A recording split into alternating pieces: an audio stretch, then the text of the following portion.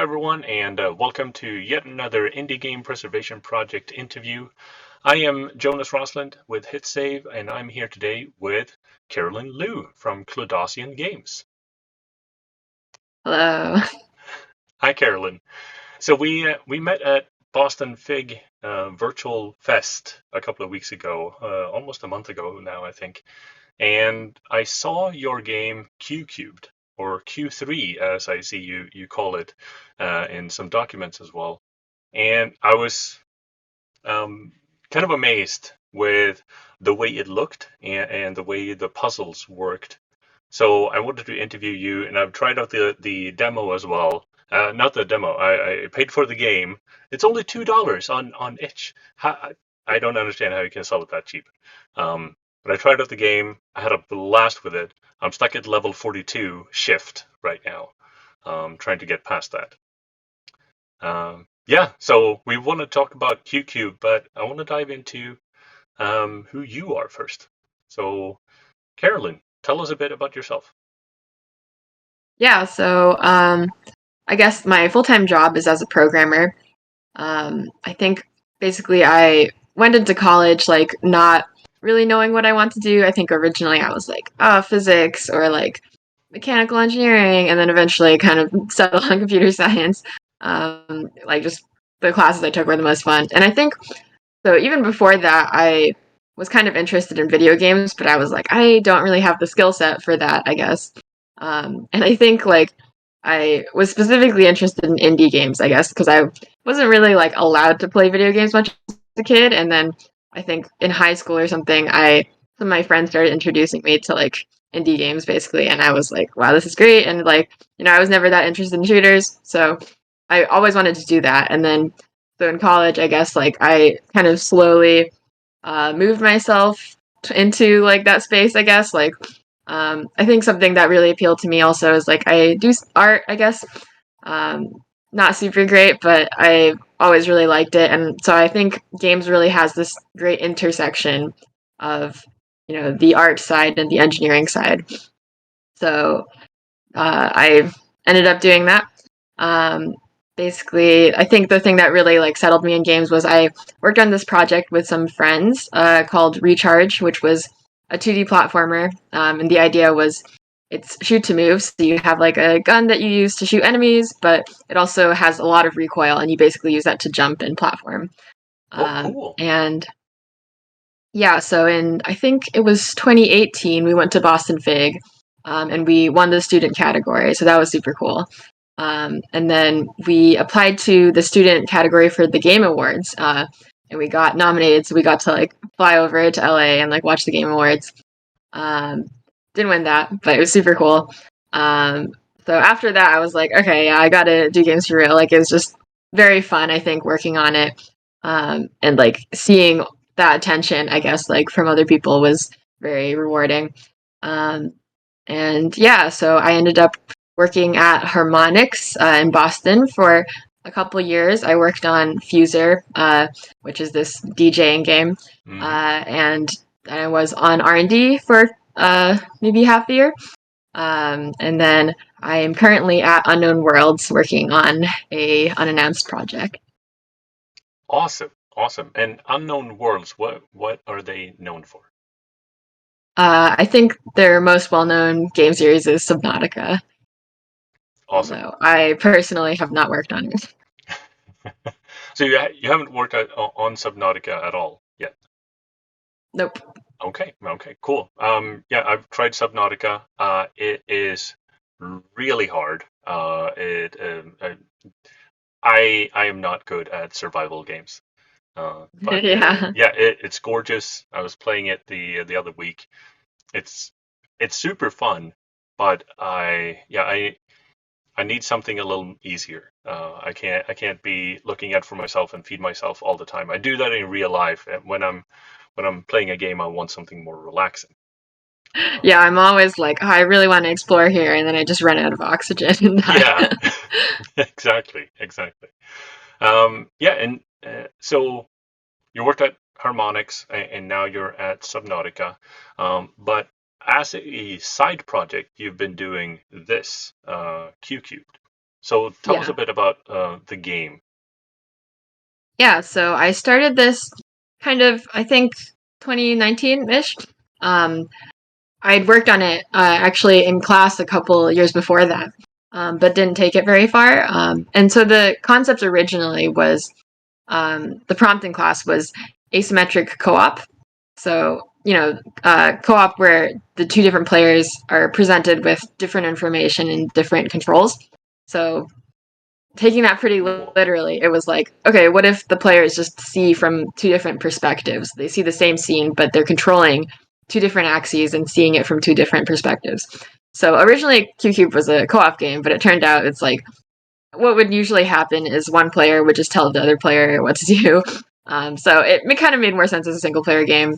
Um, and you control the two sides of the screen using WASD and arrow keys. So the game is kind of about using those two perspectives that you see to figure out what the 3D scene that you're looking at looks like, and then figuring out how to navigate through that scene to reach the goal. Awesome. And the trailer that I was looking at the Boston Fig Virtual Fest there, it kind of broke my brain a bit because I didn't Mm-hmm. really understand how I was supposed to figure out the solution here. Because as you said, it looks like a co-op game because you're having these two planes of view, and we'll dive into a few screenshots here in a bit. Uh, but as I was playing it, I was like, yeah, okay, I get it, but I have to think in multiple dimensions at the same time and from from two different viewpoints. And as I was playing the game, yes, it absolutely broke my brain multiple times. I felt like I don't understand how this is going to work. And then, of course, I found the solution for many of them. I still have not found the solution for level 42. Looking forward to trying that out maybe tonight. But yeah, it's really really cool the way you control your little character. Does your character have a name? Nope. I guess it's just a cube. I think in my scenes it's named cube character. Awesome. So the little cube that you move around, and let's dive into some of the artwork here so people can see what we're talking about as well. So when you're looking at the screen here, you're presented with these two different views and you have to move around. I was using a controller and it was super slick to use a controller, I thought. So that was super nice to see that I didn't have to use a keyboard, but I could use a controller as well. So twin stick. And yeah, I just had a blast playing through it and trying to figure out the puzzles here. So how did you come up with these puzzles? So first of all, how do you create something like this? Because you have to think about what it would look like and how it would work from a different point of view than the two you're showing, right? Yeah, I mean, so I think my normal workflow is, Unity has the kind of like the editor viewport, which is like you see everything in 3D, and then the game viewport. So I always have to work with both of them open. Um, so like here, yeah, this is an image of like what I'm looking at, I guess, in the 3D scene. But it's hard to know how that translates into 2D. So I have this other camera view, right, with the two different perspectives that are split screen.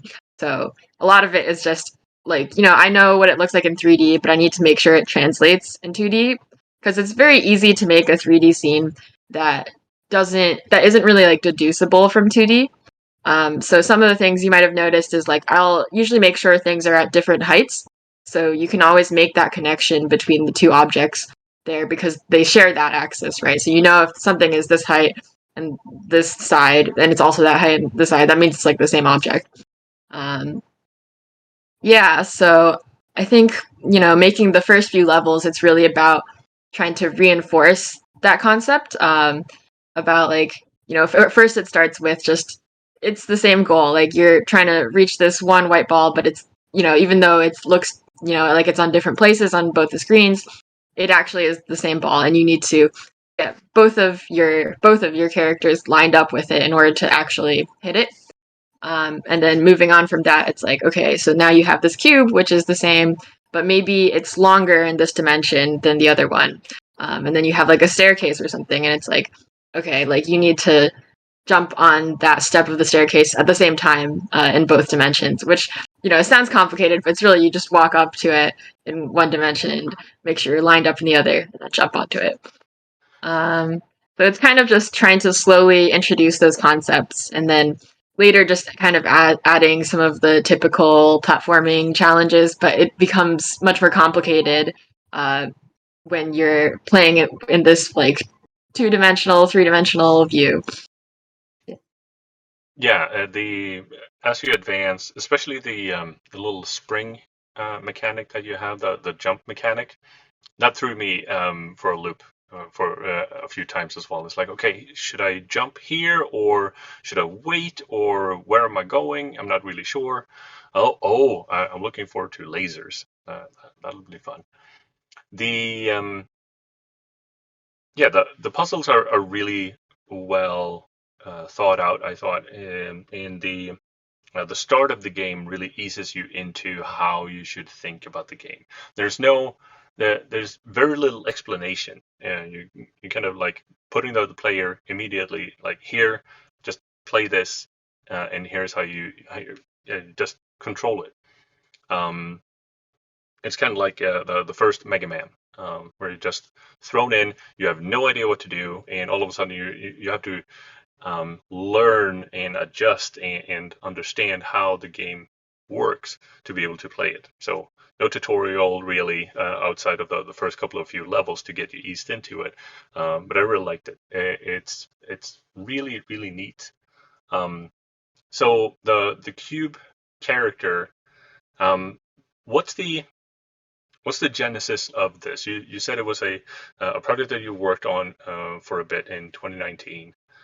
So how did you come up with it?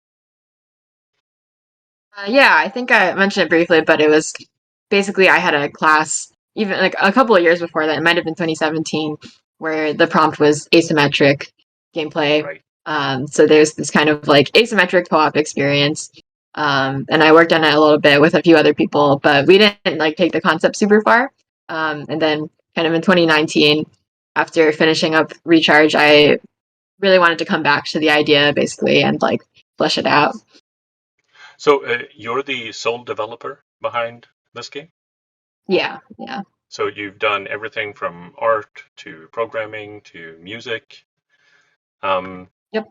uh, so you said you were interested in art. How did you get into um, well, everything else to become a game developer? You talked a bit about it, but how did you go from focusing on art more to becoming a game developer? Yeah, I mean, so I started working, like, I started learning computer science, mostly in college, and that was very, like, interesting to me. I thought, like, the class was really fun.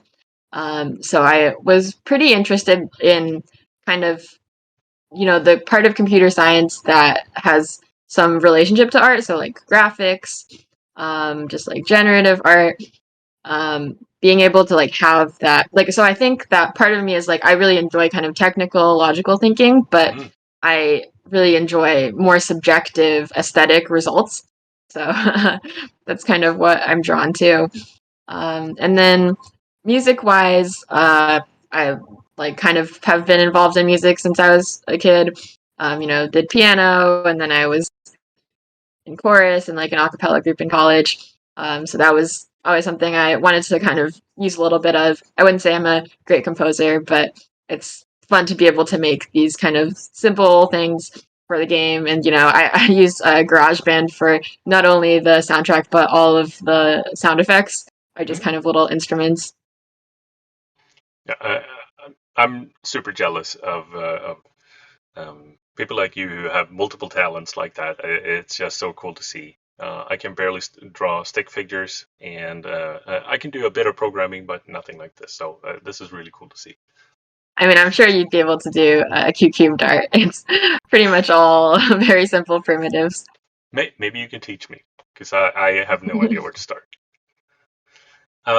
So with the puzzles as they progress, how many levels are there in the game in total right now?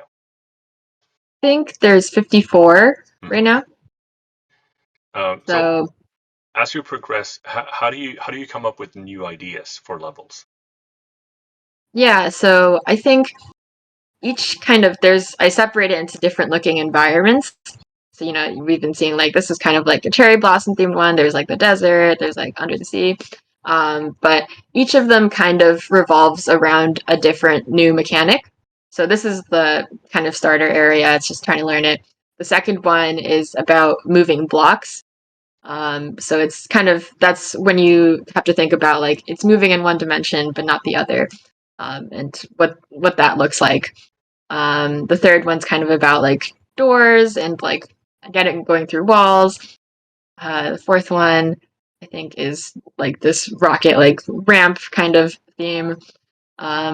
Yeah, so it's kind of like coming up with one new mechanic, and then trying to explore that fully and kind of teach you how that works before moving on to the next one. I like it. Do you have plans for more than 54 levels?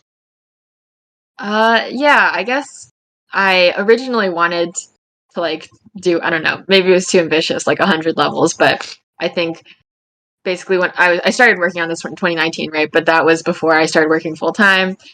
So I kind of like dropped off on working on it so much. So at this point, I was like, I'm just gonna get something like out there and finished. But I do think I'm like kind of open to working on it more in the future if I come up with new ideas. Awesome. And yeah, so you sent over some level planning documents as well. So the existing ones, yeah, you talked about them. Cherry blossom, for instance, winter, cave, underwater, um, the rain, grass, and twilight. Then yeah, the planned ones were factory, maybe a beach level, Yeah. jungle and sky, and a TV, black and white, which is super interesting too. Yeah, I I think the laser kind of level ended up being a combination of like factory and like TV, I guess, like more technologically themed. And like I think most of the other levels are very like nature adjacent, I guess. it's a very chill game, but you still need to have full control over your character to move at certain times. It's not just a puzzle that you can solve by just moving things around, but you actually have to um, wait for Like the right moment execute. as well. Yeah, exactly. Yeah. So it has this great vibe. I really like the music, the aesthetic. It's super chill, but it also very frustrating at the same time, and super super fun. So I really like it. I want to show the old levels a bit. And uh, did you show this at other Boston Fig Fest or anything else, or demos or something like that? Not really. That was kind of just how the game started. So I had friends play it basically. Um, yeah, I mean we can take a look and I can talk a bit more about it. Okay, let's do that. So let's dive into the again the genesis of the game and kind of how it got started. So we have a few old levels that we can look at here.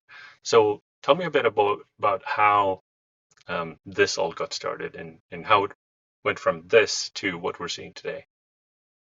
Yeah, so I think a lot of the old levels are very similar, like mechanically, to the later levels. So, like, you'll recognize this as like the forest bounce level. I think it's maybe like the second one in that environment.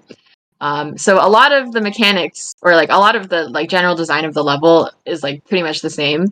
Um, so it was kind of this whole process of just like figuring out how to communicate these rules, and putting them into place. But I think when I started it, I was very kind of attached to this idea of everything needs to be super minimalist. Like there's no distractions. And like I think another thing that you'll notice is like the colors are very bright.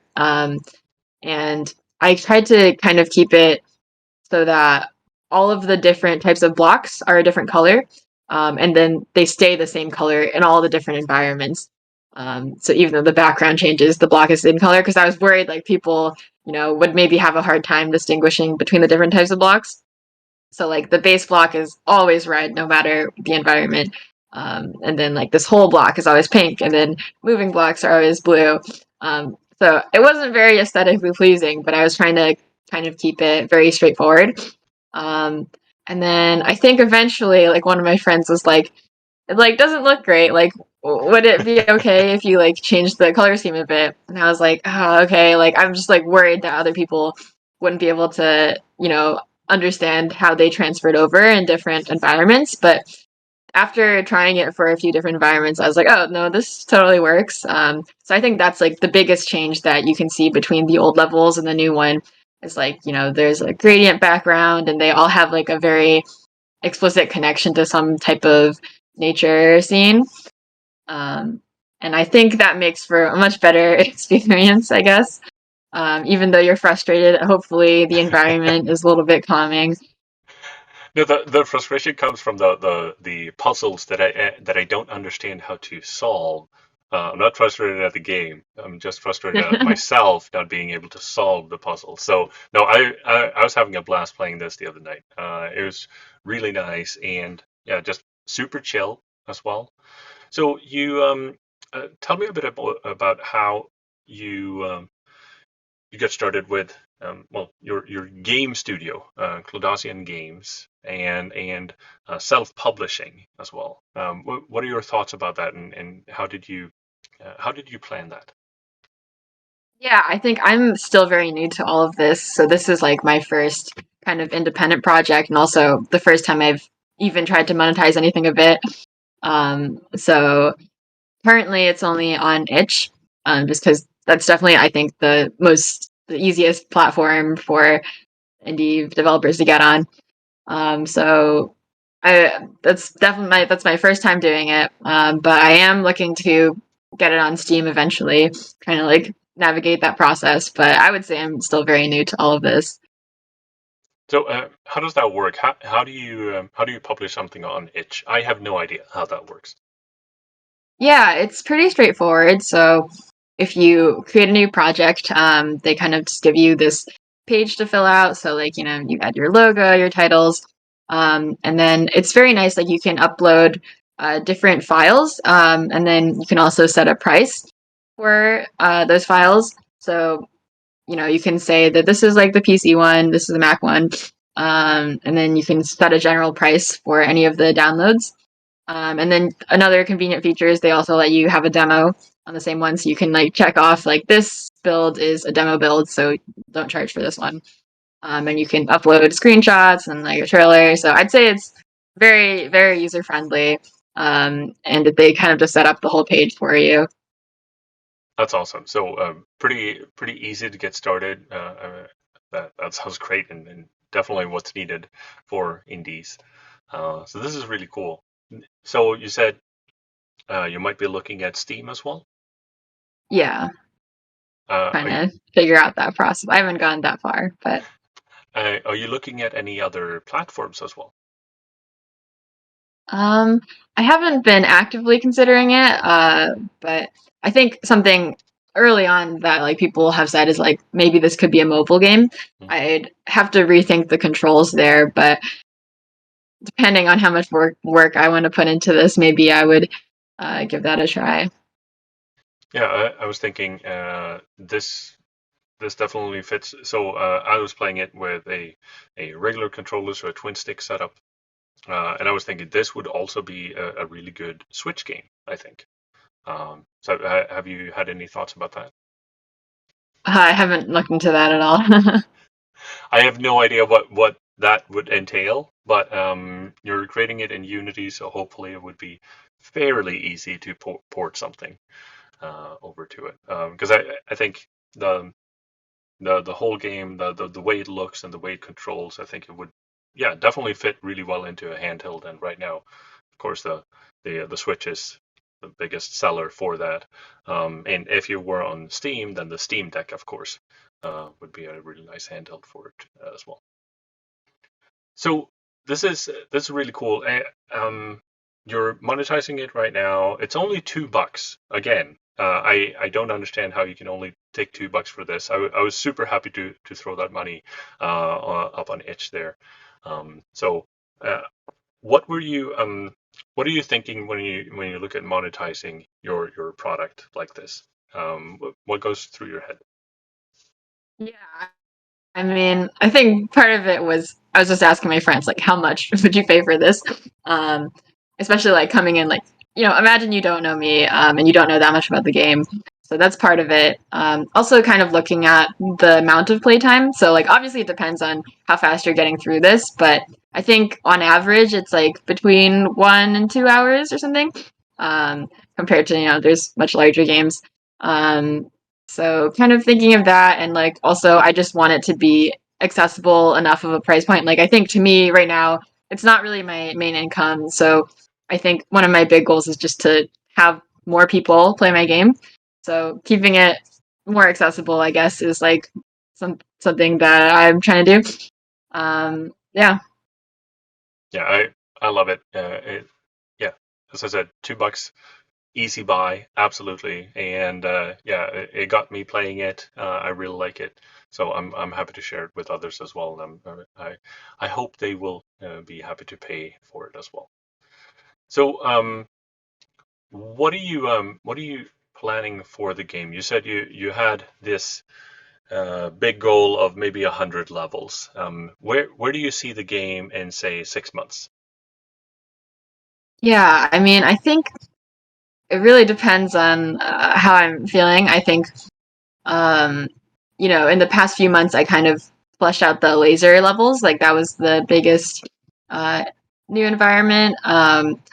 So I had some of the other ideas that you mentioned, like from the design docs. But I think for me, like my approach to this project has always been very much like I work on what I want. So like my design docs are very scattered because I think since it's just myself, I kind of write down my ideas, but in the end, I kind of want to keep it like I'm only working on what I want to work on. So like part of it is like I am a programmer at work, right? So I keep the programming in this game very light. Hmm. Everything is pretty simple. It's like just a character moving around. And I am kind of leaning a lot more into like the aesthetic senses. So, like music and just like the general look of the game. Like I think that's like pretty fun for me to work on. So I kind of keep uh I'm kind of open to working on more stuff, but I also don't really want to force myself to work on the parts that I don't enjoy because I think the goal for me with this game is ultimately just to build something that I want, not necessarily to make a ton of money or like do something very complicated. Um, yeah, so I think I'm definitely open to adding more things, but at the same time, I'm not gonna force myself, I guess. I think that's smart, for sure. You don't want to get burnt out on stuff you don't want to do, for sure. Yeah, it's I think sometimes hard just like working in games full time, but also as your side project. Yeah, yeah, yeah.